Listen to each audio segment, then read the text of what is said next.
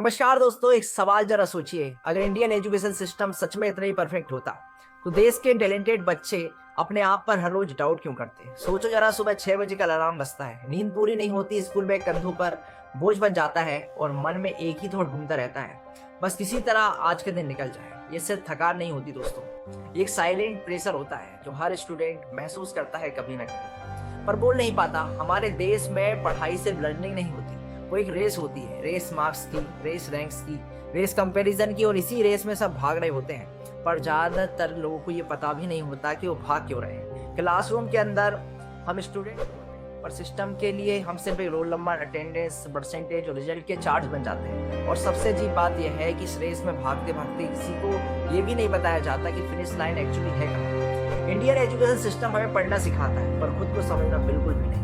दोस्तों, यहाँ बच्चा पैदा नहीं होता, सिर्फ कंपेयर होता है। पैदा होते ही कंपैरिजन शुरू हो जाता है। शर्मा जी के बेटे के 95% आए हैं, पड़ोस वाली लड़की स्कूल टॉपर है, तुम बस एवरेज हो। एवरेज जैसे कोई गाली हो, जैसे एवरेज होना मतलब जिंदगी में कुछ कर ही नहीं सकते। मार्क्स यहाँ सिर्फ रिजल्ट नहीं होते, वो धीरे धीरे बच्चे की वैल्यू को डिसाइड कर देते हैं। टॉपर को स्टेज, ट्रॉफी और तालियां मिलती है, एवरेज स्टूडेंट को सिर्फ एडवाइस मिलती है, थोड़ा और मेहनत करो।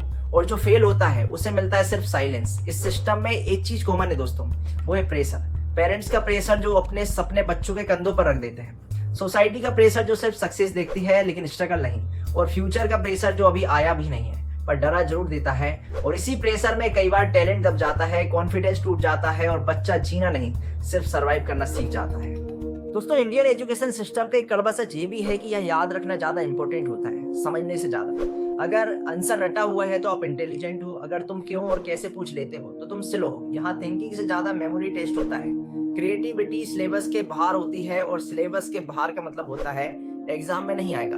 इसलिए बच्चा सवाल पूछना ही बंद कर देता है, रिस्क लेना बंद कर देता है और अपनी इमेजिनेशन छुपा देता है। धीरे धीरे जो बच्चा कभी क्यूरियस हुआ करता था वो भी बस नोट कंप्लीट करने वाला स्टूडेंट बन जाता है। हम इंजीनियर, डॉक्टर्स और डिग्री होल्डर बन जाते हैं, पर कई बार कॉन्फिडेंट डिसीजन मेकर नहीं बन पाते, क्योंकि डिसीजन रट्टा लगा के नहीं लिया जाता बल्कि अपनी समझ से लिया जाता है।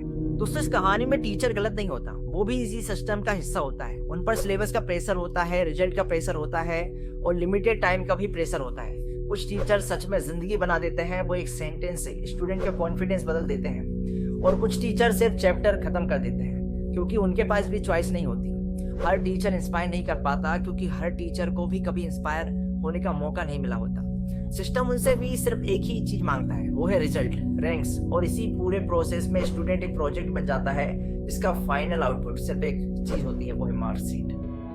दोस्तों, स्कूल खत्म होता है, कॉलेज आता है और फिर रियल लाइफ शुरू होती है, जहाँ एक जोर का शौक लगता है। यहाँ कोई नहीं पूछता तुम्हारे 10th या 12th के मार्क्स, यहाँ सिर्फ एक सवाल होता है, तुम क्या कर सकते हो।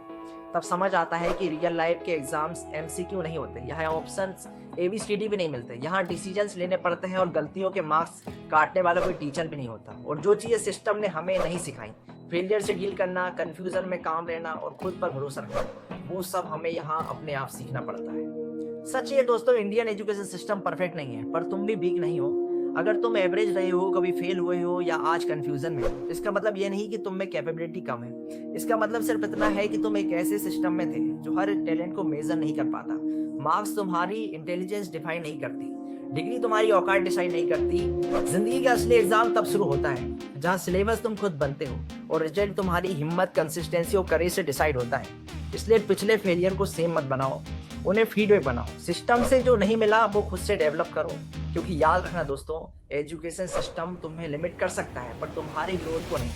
और जब तुम अपनी जगह बना लोगे ना, तब मार्कशीट नहीं, तुम्हारी जर्नी अपने आप हो जाएगी। बहुत बहुत धन्यवाद।